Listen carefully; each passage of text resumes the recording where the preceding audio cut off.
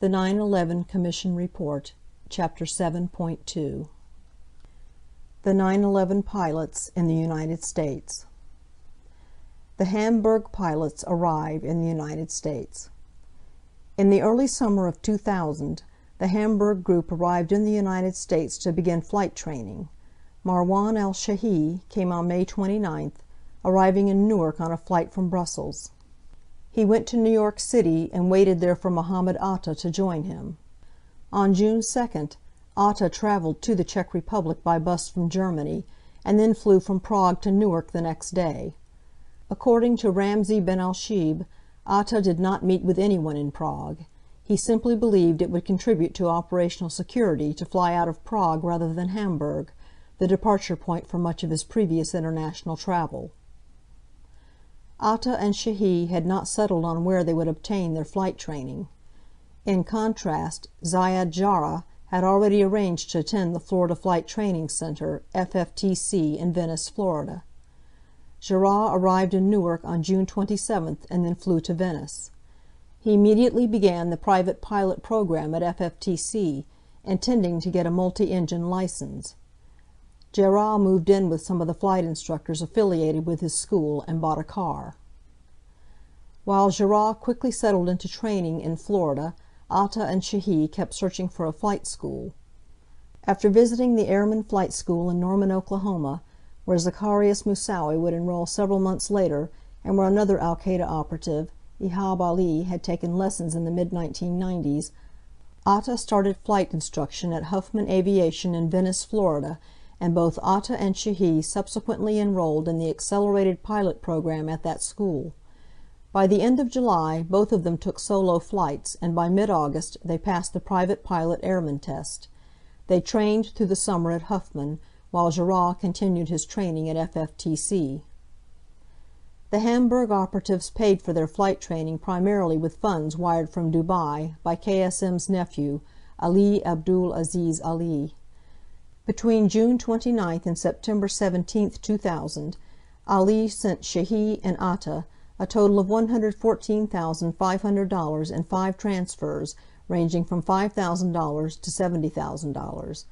Ali relied on the unremarkable nature of his transactions, which were essentially invisible amid the billions of dollars flowing daily across the globe.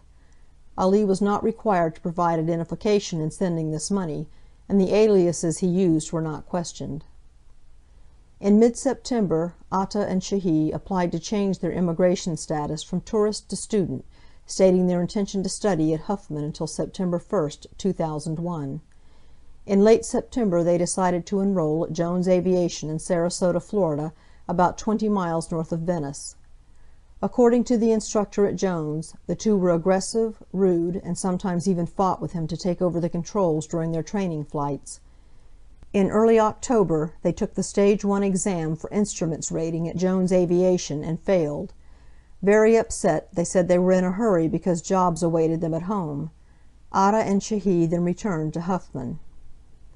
In the meantime, Jarrah obtained a single-engine private pilot certificate in early August.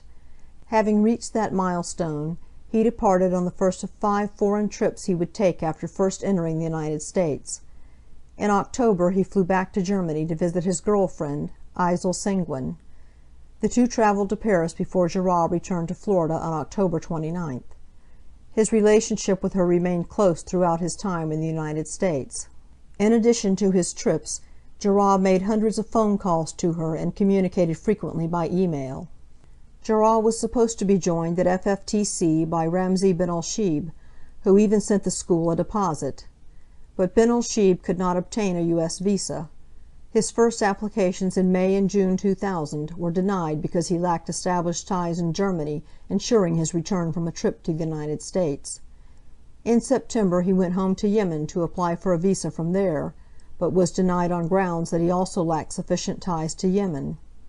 In October he tried one last time in Berlin, applying for a student visa to attend Aviation Language School, but the prior denials were noted, and this application was denied as well as incomplete. Unable to participate directly in the operation, Ben Al-Shibh instead took on the role of coordinating between KSM and the operatives in the United States.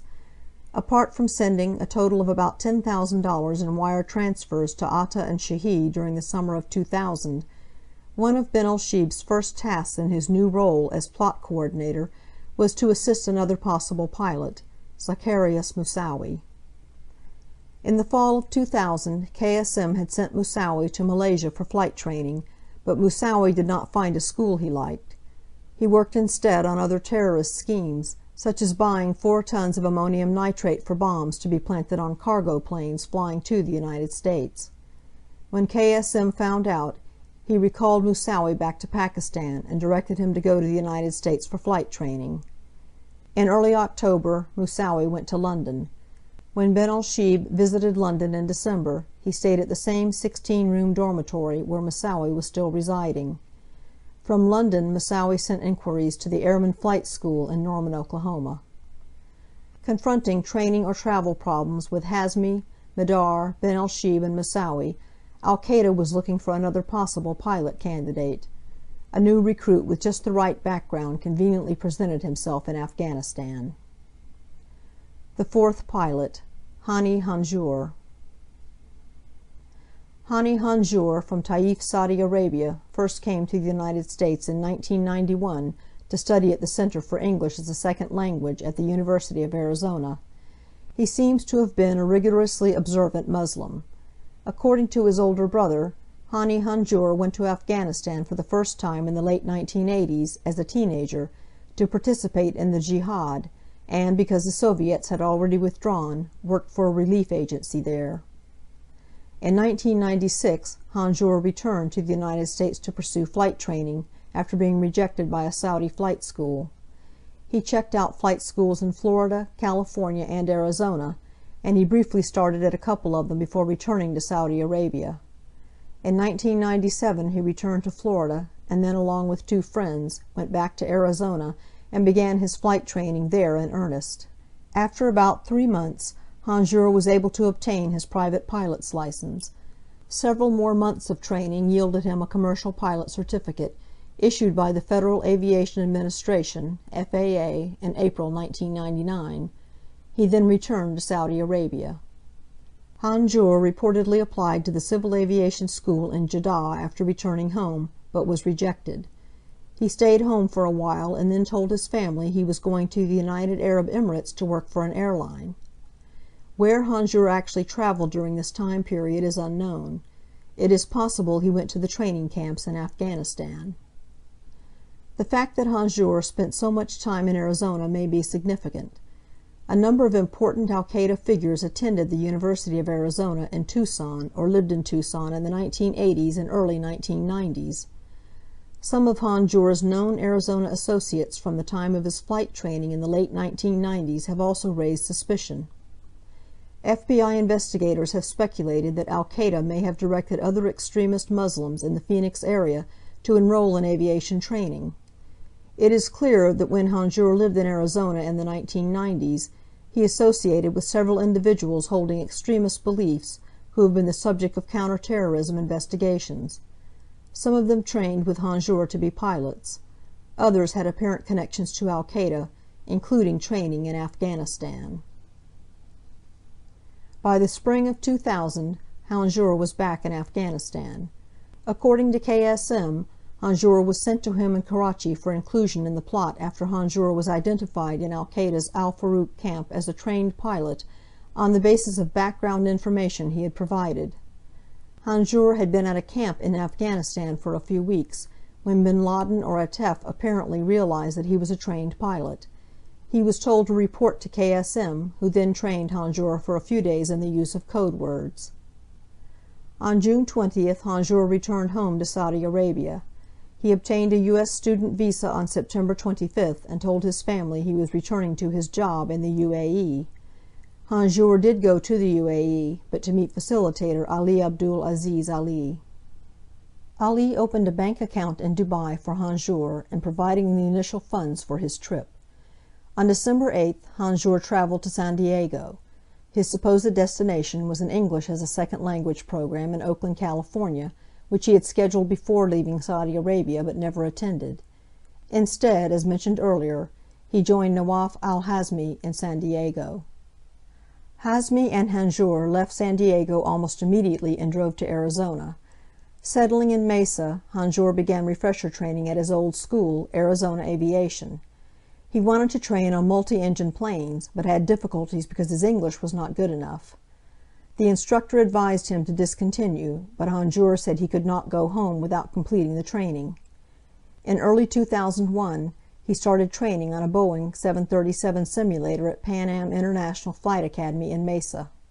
An instructor there found his work well below standard and discouraged him from continuing. Again, Hanjour persevered. He completed the initial training by the end of March 2001. At that point, Hanjour and Hazmi vacated their apartment and started driving east, anticipating the arrival of the muscle hijackers, the operatives who would storm the cockpits and control the passengers. By as early as April 4th, Hanjour and Hazmi had arrived in Falls Church, Virginia.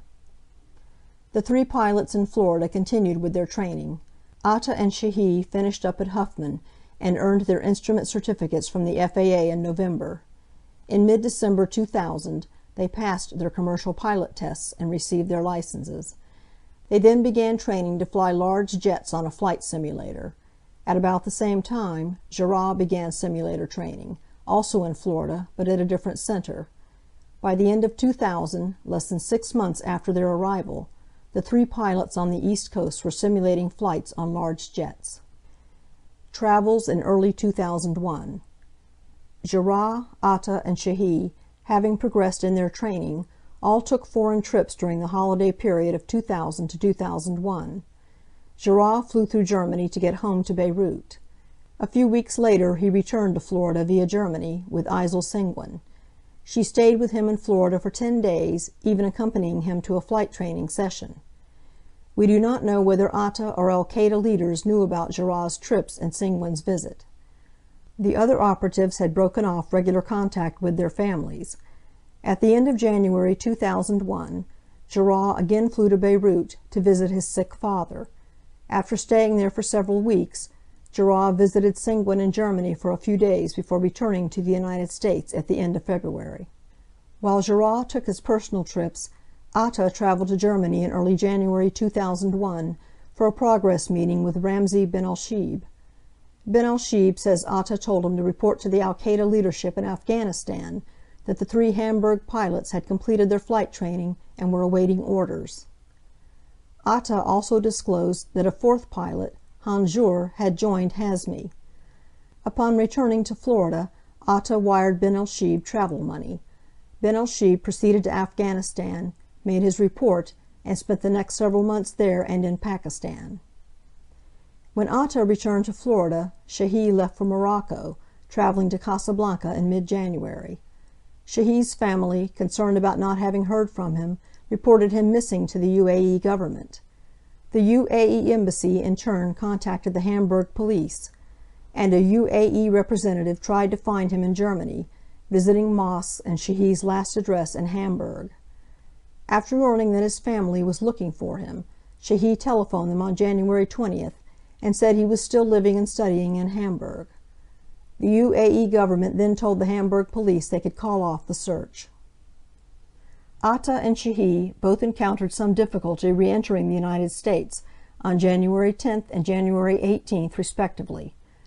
Because neither presented a student visa, both of them had to persuade INS inspectors that they should be admitted so that they could continue their flight training. Neither operative had any problem clearing customs. Atta's alleged trip to Prague.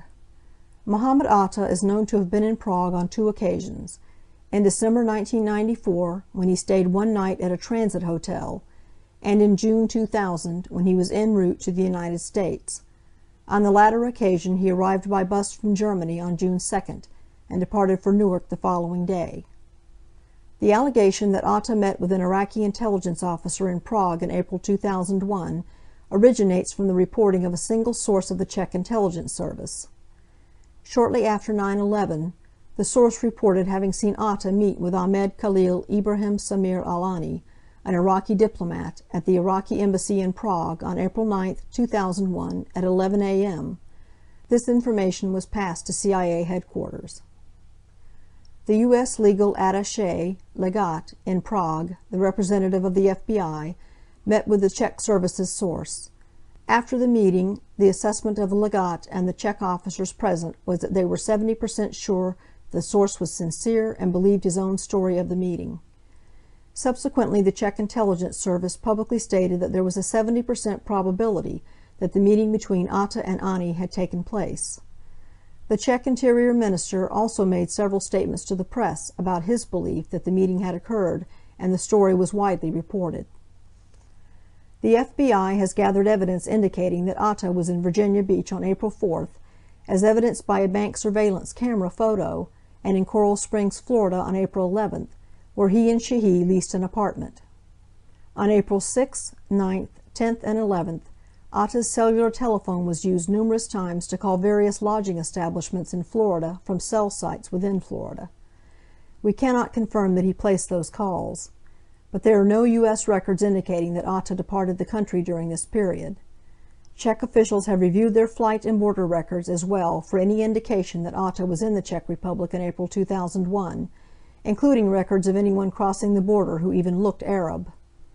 They have also reviewed pictures from the area near the Iraqi embassy and have not discovered photos of anyone who looked like Atta. No evidence has been found that Atta was in the Czech Republic in April 2001.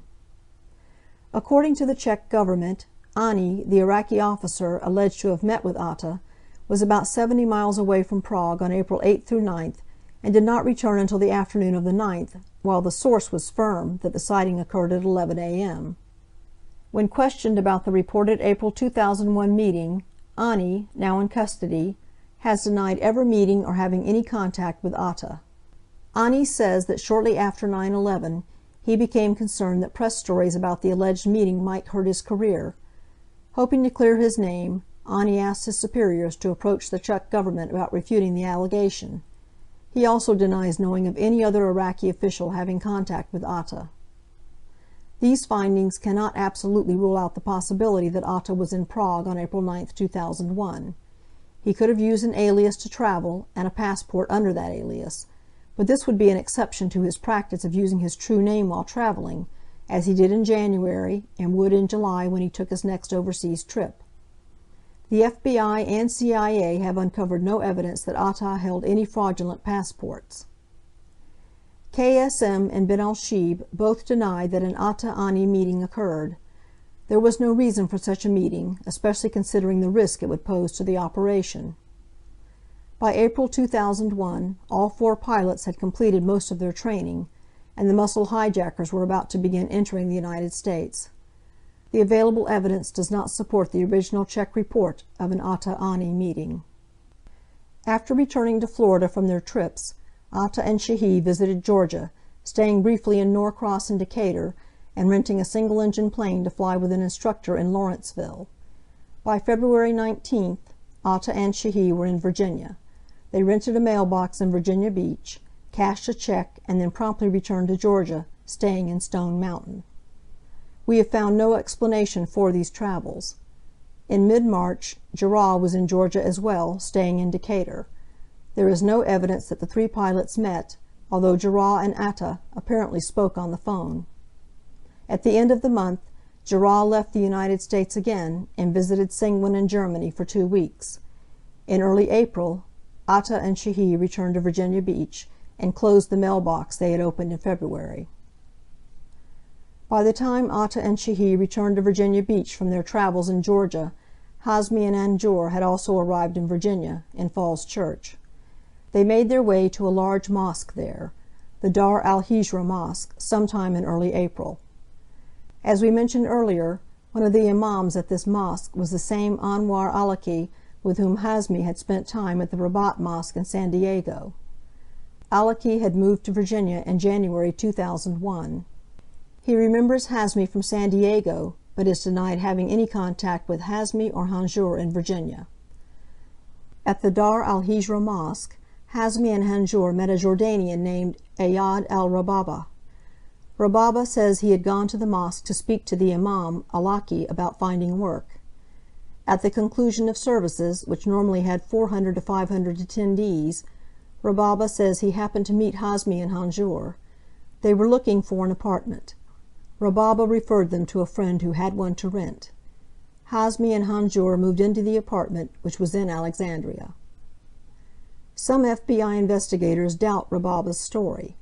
Some agents suspect that Alaki may have tasked Rababa to help Hazmi and Hanjour. We share that suspicion, given the remarkable coincidence of Alaki's prior relationship with Hazmi. As noted above, the Commission was unable to locate and interview Alaki. Rababa has been deported to Jordan, having been convicted after 9/11 in a fraudulent driver's license scheme.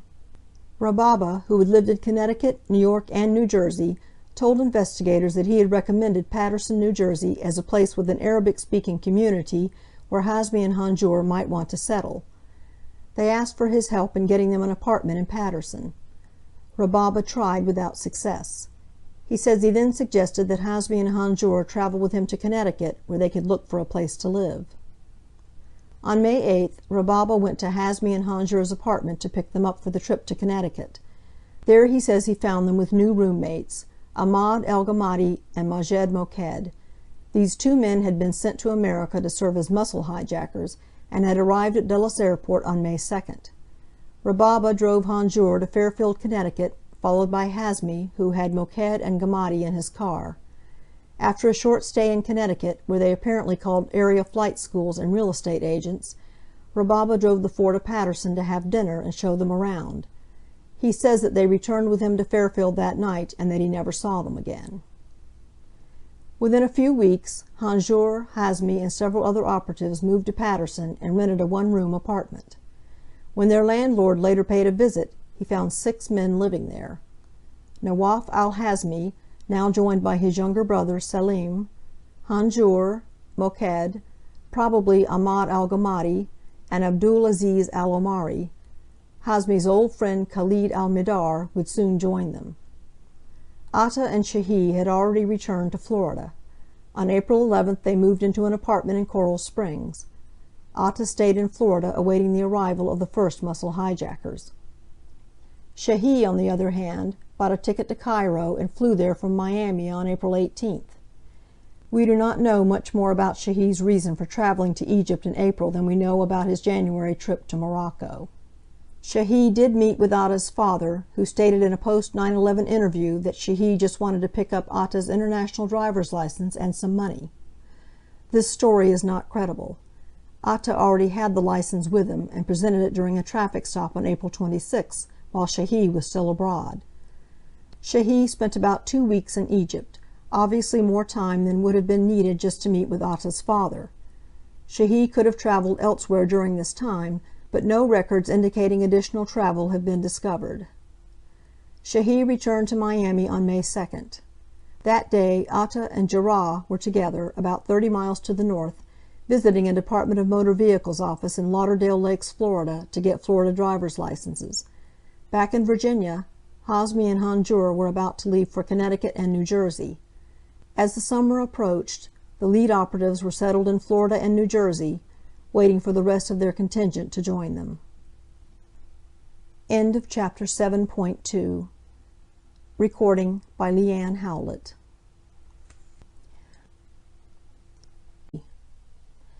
The Hamburg operatives paid for their flight training primarily with funds wired from Dubai by KSM's nephew, Ali Abdul Aziz Ali.